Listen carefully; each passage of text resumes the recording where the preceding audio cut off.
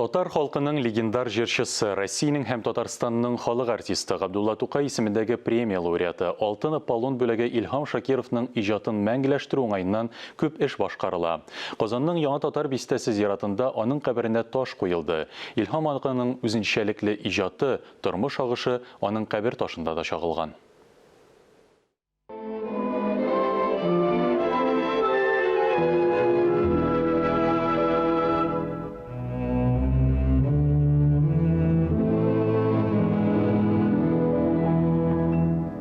Кабер ташында кыя да, диңгез дә бар. Таш диңгез ярында горур басып торган кыяны хәтерләтә. Плитәнең аскы өлеше фортепиано клавишлар рәвешендә эшләнгән. Ташны талантлы скульптор Фәнил Вәлиуллин ясаган. Скульпторга идеяны Илһам Шакировның ярдәмчесе Илһам Хаҗиев тәкъдим иткән. Менә бу һәйкәлнең тарихына килгәндә, Советлар Союзы вакытында, аннан инде Советлар Союзы таркалгач, әле бер 10 ел элек күп кенә тапкыр Кырымга барганда, Илһам абый Гурзовны үткәндә, анда диңгез эчендә игезәкләр кыялары бар. Менә ул шуларга карап геләйтә иде. Әнекәш, менә кара, менә бу кыялар ничә горур торалар.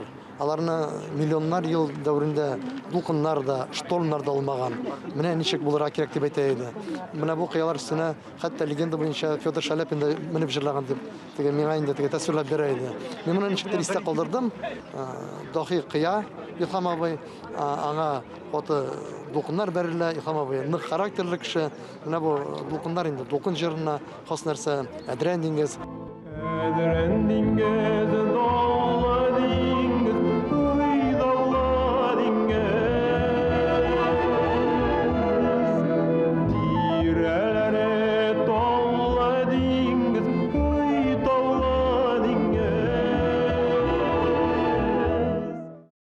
Казанның Яңа Татар бистәсе зиратында Илһам Шакиров үзе дә таш кыя кебек нык характерлы, бөек кеше иде дип искә алынды. 1957 елны Зәңгәршәр спектаклендә катнашты ул, декада вакытында. Һәм җырлады. Шуннан да тамашачы шунда беренче мәртәбә аны залдан спектакль барганда туктатып, кул чабып тыңлый торган иде. Хәтта шундый дәрәҗәгә җиткән урыны бар. Аны яңадан җырлатырга теләделәр. Кара йөрәк патша күрәзәсе, эттәй шама башлыклар эзенә. Менә шуннан да шушындый бик кешеләребезгә дөрес, гадел бәя бирә белү ул халкыбызны bir баскычка күтәрә. Бүген менә Илһам абыйга татар зиратында кабер ташы куелды. Илһам абый үзе ул бик биек шәхес булса да, тормышта бик гади иде. Менә аның кабер ташы да гади генә үзе хыялланган диңгез буендагы кыя ташларына карап хыяллана диләр инде аның белән бергә булган ниләр шәхесләр. Бу кабер ташында инде шуңа шатып менә әдрән диңгез формасында шундыйрак кыя шундыйрак форматта эшләделәр инде. Әйтергә кирәк, миңа алай күңелемә ошады, гади, эчтәлекле. Илһам ага бу зиратка бик ешер иде. Һәр дини бәйрәм булсын, ул монда килмеш калмайды. Әгәр дә кемдер вафат булса, яисә кемдер искә алу булса, монда килә иде. Әкрен генә ашыкмыйча гына йөри иде монда. Һәр бер кабер ташы янында туктый иде. Илһам ага, нигә туктыйсың? Мин алар белән сөйләшеп бирәм ди. Чөнки татар халкының бөтен бөек шәхесләре, бөтен бөек шәхесләр диярлек монда җирләнгән. Мин монда килгәч татар халкының ни кадәр бөек икәнне тагын бер кат ышанам, инанам дип әйтә иде. Илһам абый иксез-чиксез шаулап торган татар милләтенең диңгезендә ак җилкәнле карап булды ул һәр вакыт. Ул карап диңгезләр, океаннар аркылы кая гына барып җитмәде. Үзе генә бармаса да җырлары барып җитте. Менә шул искә төшә. Илһам абый Шакиров шуннан да безнең милләтнең ак җилкәнле карабы булды. Һәм ул шулай булып калачак та. Аның җырларын, аның әйткән сүзләрен, аның язылган язмаларын һәммә бездә тыңлап барабыз. Беребез дә онытырга тиеш түгел. Яңа буында, яшь буында шул әсәрләр белән танышып барырга тиеш.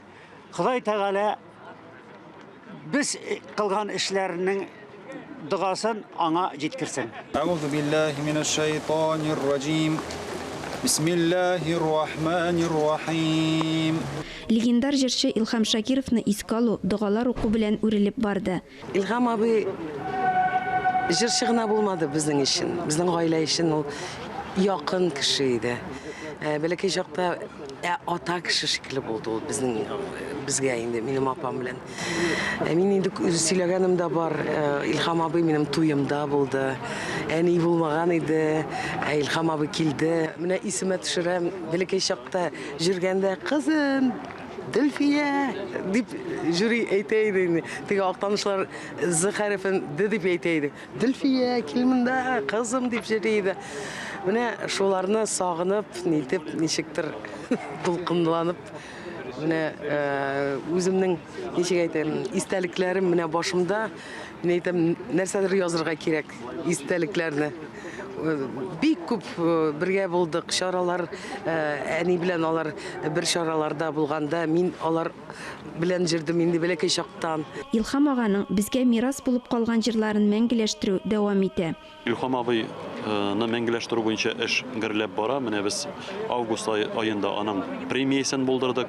Илһам абый исемендәге премия артистлар арасында булачак, әлеге дәгъва кылу булачак әлеге премияга.